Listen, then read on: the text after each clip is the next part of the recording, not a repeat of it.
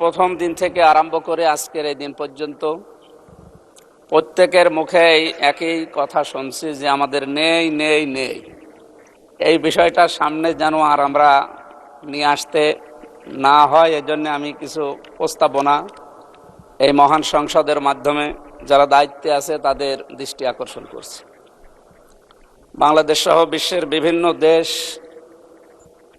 ভ্রমণ করার মাধ্যমে আমি যেগুলো পেয়েছি, বিশেষ করে মালয়েশিয়া, আমরা একটা তথ্য ওখানে জানি যে 20-22 বছর আগেও তারা আমাদের নিচে ছিল, তো তারা আজকে দাঁড়িয়ে গেছে বিশ্বের বুকে যে সমস্ত বিষয়গুলো সামনে নিয়ে আসার কারণে।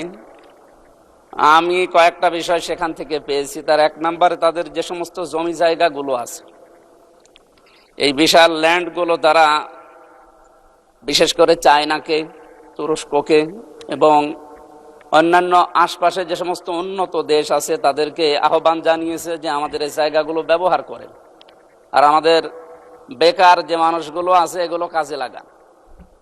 মাননীয় স্পিকার, আমরা যেহেতু সব সময় শুধু নেই নেই নেই এই ভাষায় অভ্যস্ত, এখানে যারা দায়িত্বশীল আছে, বিশেষ করে মন্ত্রী পরিষদের যারা আছে, তাদেরকে বলবো আমাদের স্ব আসনে এভাবে মানুষের কাছে শুধু আকাঙ্ক্ষা না জানিয়ে আমাদের নিজেদের আসনগুলোর যে জায়গাগুলো সরকারি বেসরকারিভাবে পড়ে আছে, এই জায়গাগুলোকে যদি সরকার এখন কাজে লাগাতে না পারে তাহলে বাইরের দেশগুলোকে আহ্বান জানাক। আমি অলরেডি এর ভেতরে এই 2 মাসের ভেতরে অনেকগুলো কোম্পানির সাথে বাইরের যোগাযোগ করেছি। তারা বলছে আমাদেরকে ইকোনমিক জোন তৈরি করে ঘোষণা করে দেন, আমরা আসতেছি। এসে এই জায়গাগুলোতে অন্তত আমার কুষ্টিয়া সদরের 3 আসনের যে জায়গা পড়ে আছে, আমার হরিপুর ইউনিয়নের একটা জায়গা পড়ে আছে, ওখানে প্রায় 1000 একর।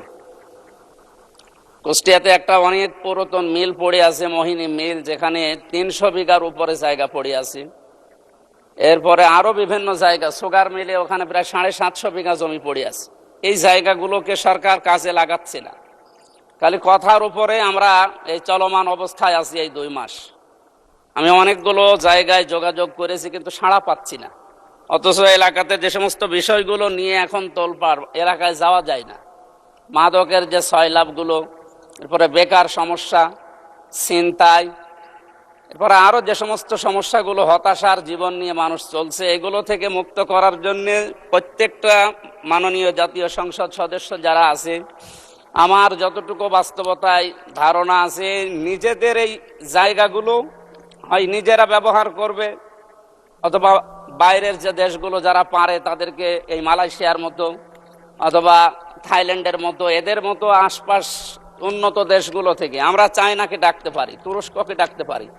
এদের মাধ্যমে আমার এলাকায় এই যে জায়গার কথা বললাম, এই জায়গাগুলো যদি ব্যবহার করা যায়, আমার মনে হয় কমপক্ষে 12-13 হাজার মানুষের কর্মসংস্থান তৈরি হবে। আমি বারবার যাই, কিন্তু বিরোধী দলে থাকার কারণে মনে হয় ওনারা গুরুত্ব দিতে চান না, খালি ঘোরাতে থাকেন। আমার কুষ্টিয়াতে সবচাইতে 7,500, আমি কিছুদিন আগে বলেছিলাম এখানে 750 কোটি টাকার একটা প্রজেক্ট। এটা শুধুমাত্র কিছু কারণে চালু হচ্ছে না পূর্ণাঙ্গভাবে। 23টা বিভাগ চালু হওয়ার কথা, সেখানে প্রায় 5-6টা জেলার মানুষের উপকারের জন্য। এই আর্মিদের সেখানে বসবাস করার কারণে আমরা পূর্ণাঙ্গভাবে চালু করতে পারছি না। আমি আজকে স্বরাষ্ট্রমন্ত্রীকে আহ্বান জানিয়েছি, উনি আরো সময় চান। এই সময় চাইলে মানুষ তো অসুস্থ হয়ে মরবে। এজন্য আহ্বান জানাবো, আমরা বিরোধীতে আছি তাই কি, আমরা তো সরকারের জনগণের জন্য কথা বলছি, সুতরাং আমাদের কথা যেন গুরুত্ব দেওয়া হয় ও অতি দ্রুত এখান থেকে আর্মি অপসারণ করা লাগবে। আপনি কোথায় দেবেন?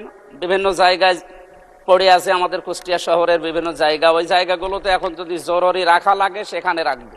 এই জায়গাটা পরিষ্কার না করা হলে আমাদের সেবা ব্যাহত হচ্ছে এবং বিভাগগুলো খোলা যাচ্ছে না। আমরা কালকেও কুষ্টিয়া থেকে আসলাম এই কথাগুলো জানার পর।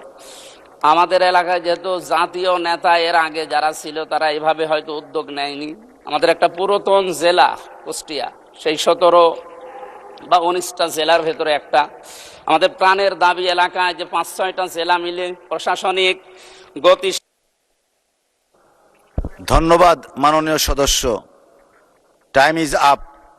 1 মিনিট চেয়েছেন, আচ্ছা আপনাকে 1 মিনিটে দেয়া হলো। ধন্যবাদ। প্রশাসনিক গতি কার্যক্রমের গতিশীল করার জন্য আমরা মাননীয় প্রধানমন্ত্রী থাকলে আরো ভালো হতো। আমরা এই হাউসকে আহ্বান জানাচ্ছি, আমাদের কুষ্টিয়া মিলে 5-6টা জেলা দিয়ে একটা বিভাগ ঘোষণা করা হোক। এটা আমাদের কুষ্টিয়া এলাকার মানুষের প্রাণের দাবি। এরপরে আমাদের কুষ্টিয়া অঞ্চলের সবচাইতে বড় সমস্যা যেটা বললাম, বেকার সমস্যা দূরীকরণে যে উদ্যোগগুলো আমরা নিয়েছি হাতে, এগুলো আমরা বিভিন্ন জায়গায় চিঠিও দিয়েছি, মন্ত্রণালয়ে যোগাযোগও করছি। আপনার মাধ্যমে আমরা আহ্বান জানাই তারা যেন সাড়া দেয়। এই সাড়ার সর্বাত্মক কামনা করে আপনাকে ধন্যবাদ জানিয়ে, যেহেতু মনোযোগ সহকারে কথাগুলো আপনার শোনেন, এই জন্য ধন্যবাদ জানিয়ে শেষ করছি। সালাম আলাইকুম। অসংখ্য ধন্যবাদ।